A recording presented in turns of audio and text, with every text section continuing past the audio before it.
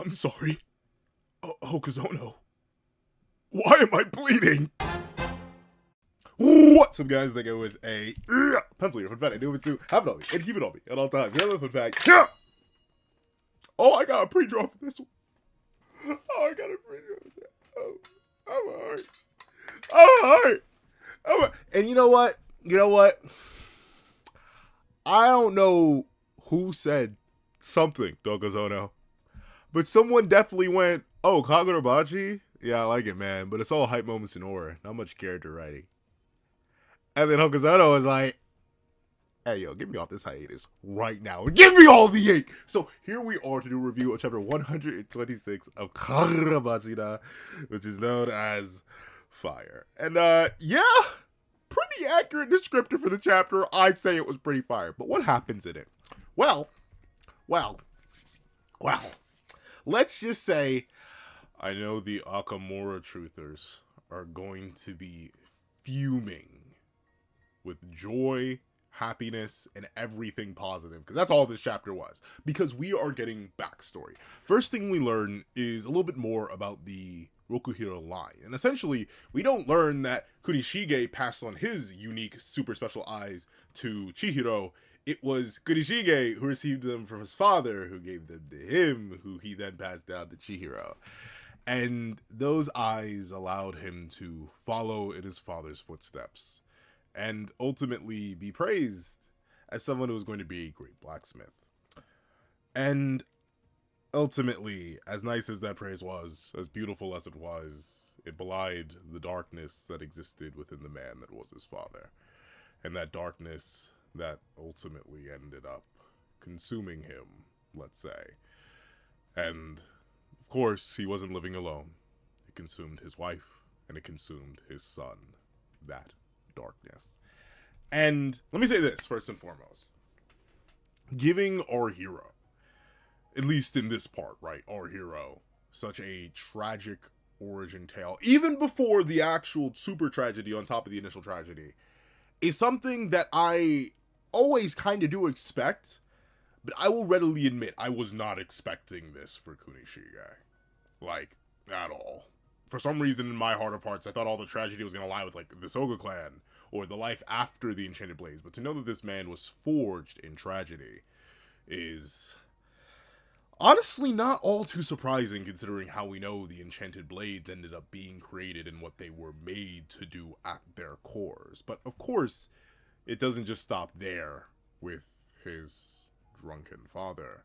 It continues with his mother, who was a victim of his father. And we see that ultimately his father didn't even make it far into Kunishige's life. He died at the forge in a battle with a customer that he ultimately lost. And ultimately, even in being freed from the individual that gave him the eyes that would go on to define him and ultimately define the world as we know it within Kagurabachi, his mother was happy for that freedom, but at the same time, that freedom came with a cost. She was broken. Broken enough that she could only see the man that broke her in her own son. Those eyes, those bright red eyes that burned with the fire that burned her own life away. And ultimately, we see that she couldn't make it either. His father died in a way that he didn't necessarily have to directly interface with. Something that was beyond his control in a place that he may eventually end up, but wasn't something he had to truly rationalize. But then his mother left him. He found her in a bathtub, drowned. With the only words being, "I'm sorry," after she tried to gouge his eyes out. And this is the boy who would go on to make the Enchanted Blades. This is the boy who would go on to have a very interesting relationship with life and death and creation in of itself, and boy does it make sense. it's very intriguing, especially knowing to go on to see the father he ended up becoming, what little we actually get to see of that. And it all just makes sense. Why he was so desperate for Chihiro to define himself in his own way. Why he was so careful in many ways. Seeing what Kunishige came from so deeply helps me understand what he ended up becoming, that I can't anything with Hokusano, man. Like, this is insane. In some ways, and admittedly, it is very much in some ways, he has a worse childhood than his own son did. I'm not exactly sure how old Kunishige is in this chapter, but still, Chihiro didn't ever seem to know Chiaki, as far as we can tell at this point. And he only had positive experiences with his father. It's why every day he wakes up with fresh hatred. But Kunishige, it doesn't even look like he got to the age of 10 before the two people that created him left this world. One, seemingly not of his own volition, and another entirely her own, after feeling like she had done something that just couldn't be fixed, and was living a life that couldn't be fixed. And to see, there it is. And he was 7. No, not, he was 8 at the time that this happened, because 3 years passed. I was 12 that summer, so he was 9 actually when this was happening to him.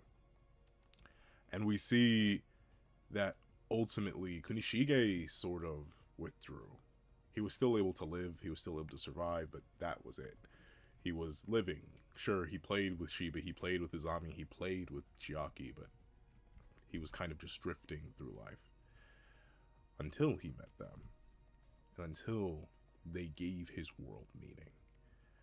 And ultimately, it goes back to what I said earlier, right? The idea that this is what will really fuel all the Akamura truthers.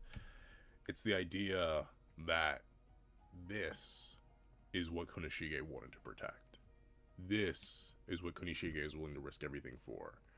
A boy who couldn't even necessarily find the will to live after a certain point, who was scared of getting connected and losing those connections again. Ultimately, he couldn't fathom reopening that door to his heart that he closed off.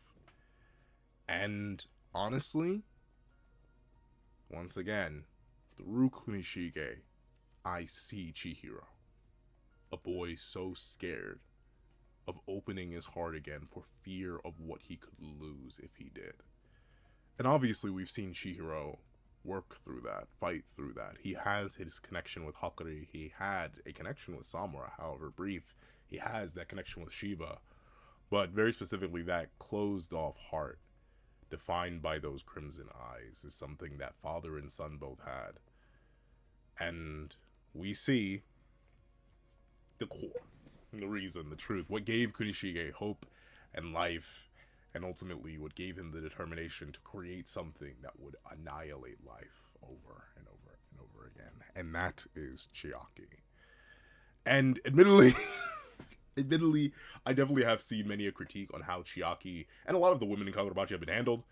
Like, Yuri's wife is a fantastic example. Obviously, Yori's mother is a fantastic example as well. Samura's wife, or ex-wife. And now Chiaki.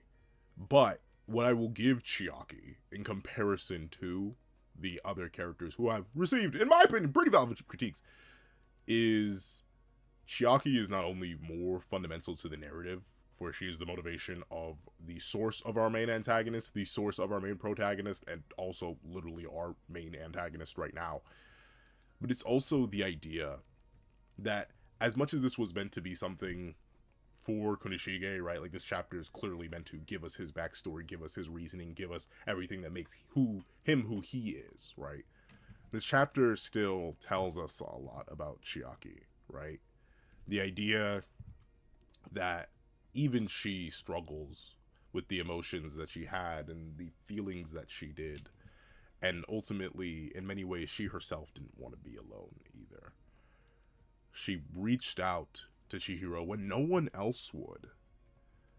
Azami and Shiba, not Chihiro, Kunishige. She reached out to Kunishige when no one else would. Azami found an excuse to be like, oh, well, he's still alive. And she was like, we should probably just leave him alone. But Chiaki didn't want that. She didn't want to leave him alone because she's a person who deeply cares. And ultimately, it's likely that those three were the only people that Chiaki could truly ever call friends. She loves Akimura. Obviously, that's her sweet little boy. And she definitely loves the world, but in a more esoteric and grander sense than what could truly be at base. But Kunishige was part of her world, and ultimately was one of the people who helped define that world. And this chapter shows us that even if it meant standing out there in the rain for 2 hours, she would do it. Because she holds that much love, that much life in her. And we see, ultimately, while Kunishige is locked in this darkness, this void, that fear of not wanting to connect, not wanting to risk it, it is Chiaki who comes into his life, that darkness, and lights the fire. And just prepares him a meal, right? Allows him to be again. A boy who at the age of 12 was already convinced that life wasn't even something that he wanted to risk living again. He is met with the idea that, oh no, this is something worth living for. Connection is something worth having. And we see Kunishige cry upon eating a home-cooked meal. And we see the two go out and enjoy themselves, waving sparklers in the now dry night sky. Chiaki lit the fire for Kunishige to light the forge. Kunishige lit Chiaki's fire, giving her a beyond familial, beyond esoteric reason to live the life that she has and ultimately went on to live. And this is one of those rare, and I do mean rare cases, where the dramatic irony has hit me directly in the soul. Like, usually, when I know I'm getting backstory on a character who, for a fact, I know is dead, and who is very likely dead, my brain does a thing where it's like, well, G jizzles, bro, I don't really care. But this chapter, from how it's illustrated, to how it's composited, to how well it not even recontextualizes, how well it defines what Kagurabachi is in part 1, who Chihiro ends up being. The fact that I can see so much of our main character in his parents here at this early of an age, from the darkness to the light, to the love, to the passion, to the care, to the disregard of certain things. Everything is here, right? Right? Like, that is insane to me. It is such a masterclass, unironically, for having a lot of the same core foundational aspects of a traditional Kagurabachi chapter, and the narrative as a whole.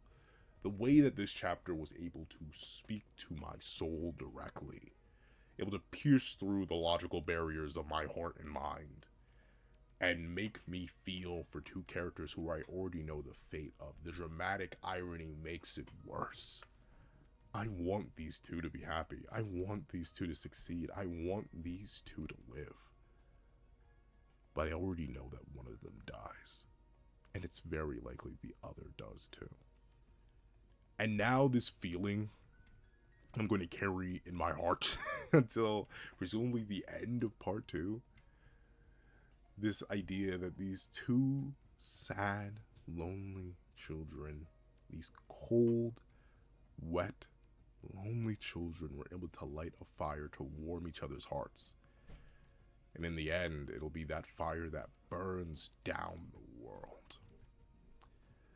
The world of Kagurabachi is defined by the fire that was lit between these two. And Now we're just going to bask in its warmth. For now.